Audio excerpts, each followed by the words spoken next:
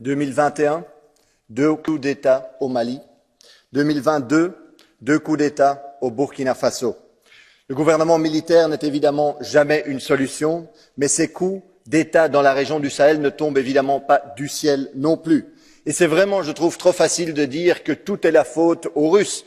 Il faudrait alors expliquer pourquoi cette propagande russe, bien réelle, a autant de succès et séduit. Ces coups d'État, et ça il faut le dire, viennent en fait sur fond d'une colère populaire profonde. La colère, évidemment, par rapport aux conséquences désastreuses de l'intervention militaire en Libye, qui a déstabilisé toute la région. Une colère aussi par rapport aux interventions militaires européennes de Barkhane à Takuba, complètement échouées. Une colère d'être pauvre dans des pays riches qui sont dépouillés par les multinationales européennes. Et une colère par rapport à l'impact du franc CFA sur les conditions de vie et sur la dimension sociale de ces pays. La colère, en gros, face à un néocolonialisme européen.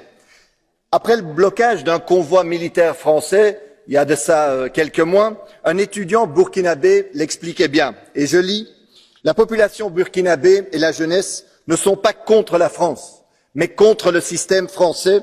On nous parle d'accords gagnant-gagnant, mais nous, ce qu'on voit, c'est une relation de maître à esclave, même si c'est un langage un peu abusif, en tout cas de patron à prolétaire.